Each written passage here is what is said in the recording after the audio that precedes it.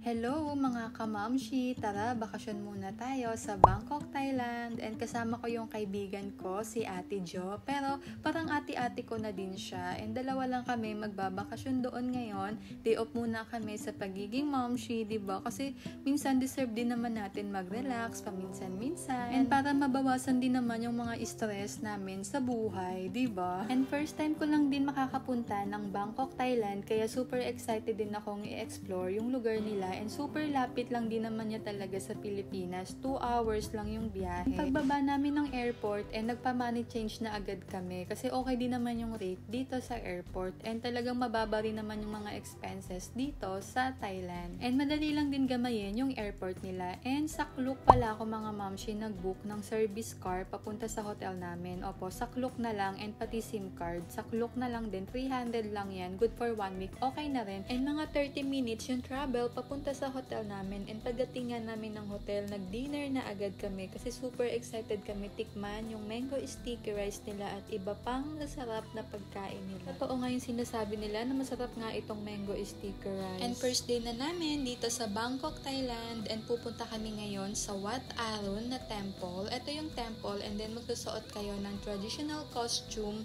nila, and then magpapa-pictorial sa temple. So dito kami nagpunta sa Absolute Thai Costume Rental. Nakita ko lang din to sa TikTok, sa kaka-research ko. And so far, okay yung service nila, and yung mga costume nila mababango, hindi amoy putok. Kasi nakababasa ko sa ibang rental daw is may amoy putok. So sa kanila, malinis and worth it naman talaga yung ibabayad mo. And hindi naman talaga ganun kamahalan. 300 baht sa costume, 200 baht sa makeup, and 50 baht sa accessories like bag, umbrella, ganon. So nagpa-makeup na nga ako kasi gusto ko din talagang matry yung Thai makeup nila, and nagpaayos na rin ako ng buhok. So nag-ipit na lang ako kasi super init dito sa Thailand, lalo na sa temple, alam kong mainit. And tapos na yung aking makeup, and bet na bet ko din talaga yung makeup ko, yung hair, and yung costume. And nag-rent kami ng bag na accessories for 50 baht and payong na rin kasi nga po ang lakas ng tirik ng araw dito and super init. And may bayad pala yung entrance ng temple for 100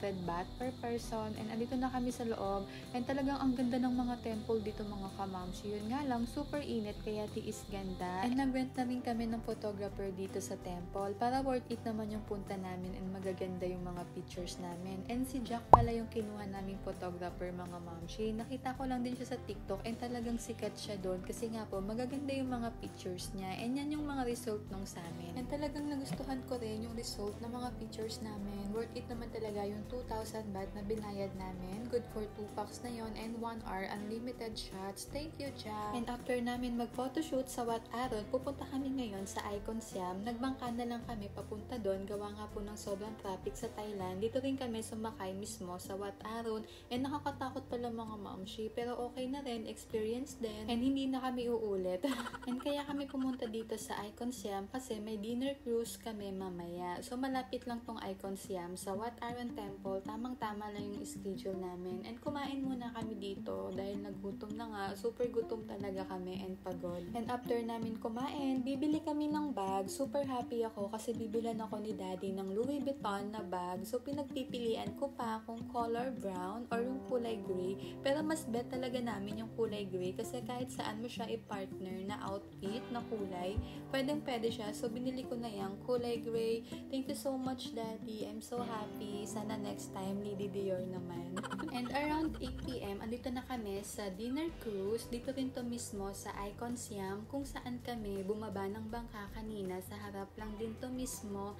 And dinner buffet pala to mga kamamshi. And isa rin to sa mga tourist attraction dito sa Bangkok, Thailand. And yung kinuha pala namin is yung The Opulence. Nakita ko lang din to sa Klook. Sa Klook ako nag-book. And nakita ko ang daming magagandang review na masarap daw yung mga pagkain nila, ganyan. And based on my experience mga kamamshi, talagang worth it naman talaga yung pagkain nila. Masarap yung pagkain nila, especially yung shrimp. And talagang na-enjoy din talaga namin yung view, ganon, na parang napakaganda ng view. And thank you kay Lord kasi hindi po umulan nung mga oras na yan. And until 10 p.m. siya mga kamams, bali 2 hours kami. May unlimited buffet dito sa dinner cruise. And saya-saya, diba? Like, habang kumakain ka lang, relax, chill. And meron din pala sila sa baba kung gusto nyo rin naman sa baba, pwede rin kasi aircon din naman to. Pero mas maganda talaga dito sa rooftop kasi talagang makikita nyo yung view, ganon, and super worth it. And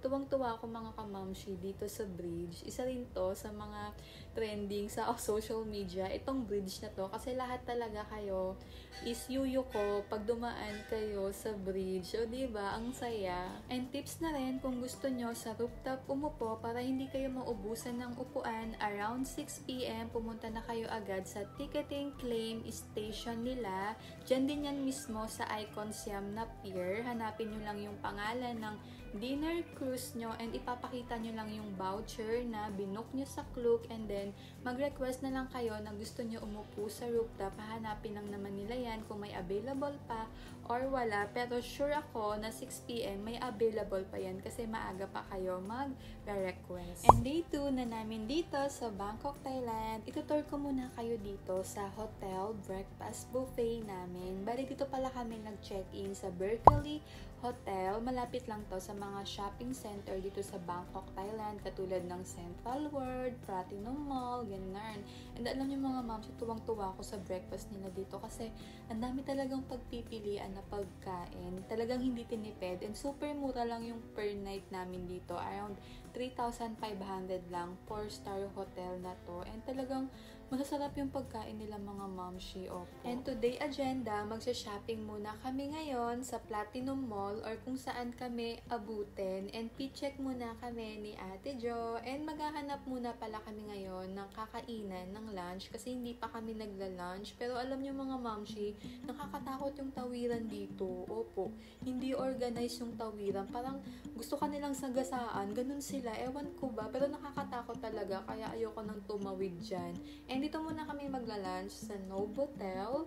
Harap lang din to ng hotel namin. Malapit lang din. And talagang kitang-kita mo yung view. Pero alam niyo mga momshi, ang sarap ng pagkain dito. As in, ang sarap. Ayan, 250 baht lang yan. Super mura pero super sarap ng pagkain. Lalo na yung pad thai nila. And syempre, yung kanilang mango sticky rice. Ang sarap talaga mga momshi. Nung kumain ako, yung feeling ko parang na akong nasa heaven sa sobrang sarap. Kaya tikman nyo talaga yan, promise. Yung sa Novotel, mas masarap. And yung ice cream nila na coconut, masarap din. And after namin mag-lunch, ayan na.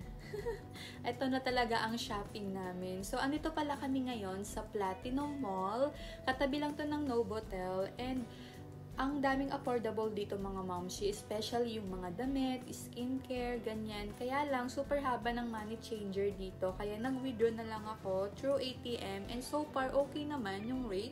May 220 charge lang siya na service fee pero okay lang din. So ayan, tamang lakad-lakad lang kami, tingin-tingin, bili-bili. At tuwang-tuwa ko mga momshi sa mga damit nila, like super unique. Wala pa sa Pilipinas yung ibang style and super affordable, super mura lang. Like, bumili na rin ako sa mga bata.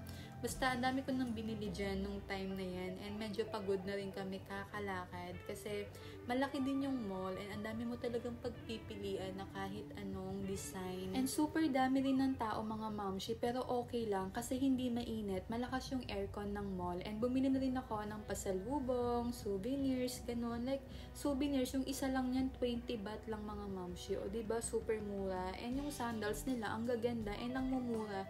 Kaya naniniwala talaga ako na shopping paradise itong Bangkok, Thailand. And napabili na nga rin ako mga mamshi kasi ang ganda ng style. Wala pa akong nakitang ganyang style na damit. So, binili ko na lang. Di ko rin matiis. And tama talaga yung idea namin na nagdala kami ng luggage. Kasi dyan talaga namin nilagay yung mga pinamili namin. And wala pa rin katapusan yung shopping namin mga mamshi. So, ayan, bumili naman ako ng makeup na Katy Doll kasi wala pa niyan sa Pilipinas. And paglabas mo ng Platinum Mall, may bilihan pa rin. Especially yung mga dried fruits, mga prutas, kainan, snack, ganon. Bumili na rin kami ng mga dried fruits pang pasalubong kasi affordable lang din naman talaga. And masasarap sila, like hindi sila masyadong artificial, ganyan. And hindi rin sila masyado sa sweets, kaya okay na okay siya pang pasalubong. And nung pauwi na kami ng hotel, may nadaanan na naman kami na night market. Sa gilid lang pala to ng hotel namin, diba? Walang katapusang night market, bilihan. Ewan ko, tuwang-tuwa ako kahit ubos na yung pera ko. And day 3 na namin dito. So, na-unbox ko na pala yung bag na binili sa akin ni Daddy. Kasi gagamitin ko siya today. Gawa ng pupunta kami ngayon sa LB, The Bangkok Cafe. Thank you so much, Daddy. Tuwang-tuwa po ako sa bag. And maganda din talaga yung presyo niyan.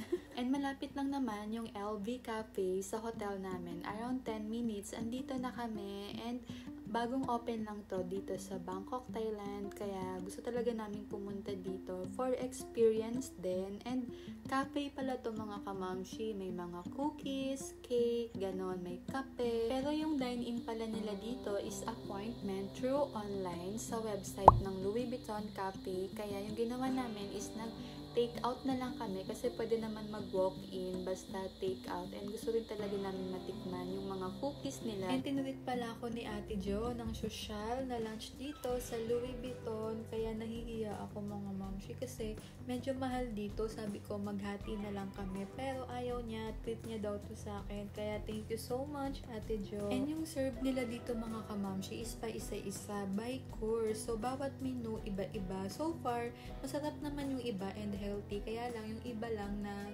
course nila, hindi ako sanay. Siguro nga kakaiba yung panlasa ko, ganon. Or hindi lang talaga ako sanay sa pagkain ng mga mayayaman. And by appointment din pala mga kamamshi, through online sa same website nila, yung lunch, dinner, at sa cafe.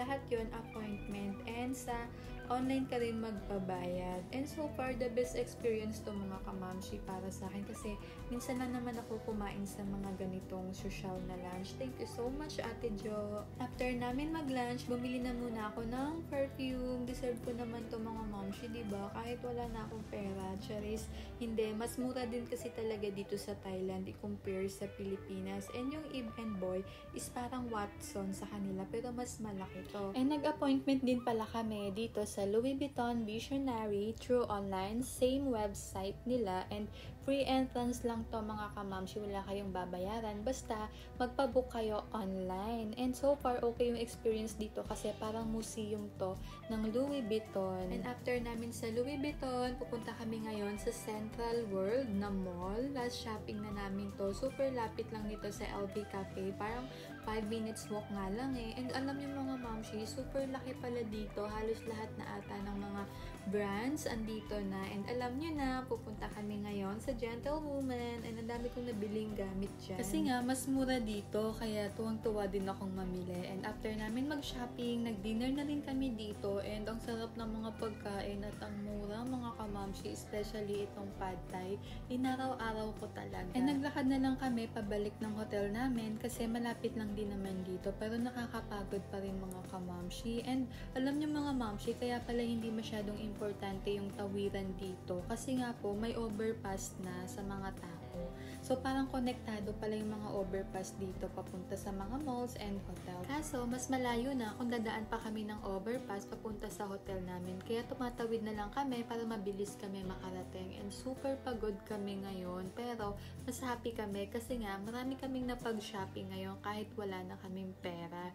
Ang pera babalik yan. Pero yung experience ng shopping dito sa Bangkok, hindi. Charis! Bumili na rin pala ako ng iPhone case kasi ang ganda and super mura. And namili na rin ako dito sa 7-Eleven. Nasa baba lang to ng hotel namin. And papasalubungan ko si partner kasi request niya is noodles daw ng Thailand. So, mura lang yung noodles dito. Nakakatuwa. And 6 a.m. gising na kami kasi maaga pa yung flight namin. Pero bago kami umalis, itutur ko muna kayo dito sa room hotel namin.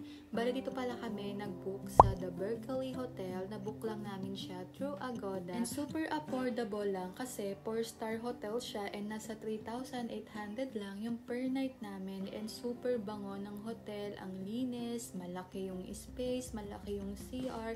As in, malinis talaga. Tuwang-tuwa kami lalo na sa breakfast buffet nila. And super bait din ng mga staff nila. Kaya thank you so much, The Berkeley Hotel. And alam yung mga mamshi, habang papunta kami ngayon sa airport, parang nalulungkot ako or parang bitin lang ako kasi 4 days lang kami dito. Kaya sabi ko, babalik ako dito sa susunod. kasi ang dami ko pang hindi napuntahan, hindi pa ako nakakita ng elephant, gano'n. And ang ganda pala ng airport nila dito mga kamamshi, parang mall. Ang daming luxury store, ang daming mabibilhan ng pasalubong, ang daming bilihan ng makeup, halos lahat andito na and super dami rin ng tourist. Kaya nakapamili na naman ako kasi hindi ko talaga matiis, kaya matatawag ko talaga ang Bangkok na shopping paradise and medyo sad na ako kasi paalis na kami. Mamimiss ko talaga ang Bangkok, especially yung masasarap na pagkain nila. Kaya kailangan ko pa magsipag sa trabaho para makapag-ipon ulit at makapasyal ulit dito sa Bangkok, Thailand. And sana kayo rin mga kamamshi ma-experience nyo ang Bangkok, Thailand kasi sigurado ako hindi talaga kayo magsisisi. So yun lang. Thank you for watching mga kamamshi.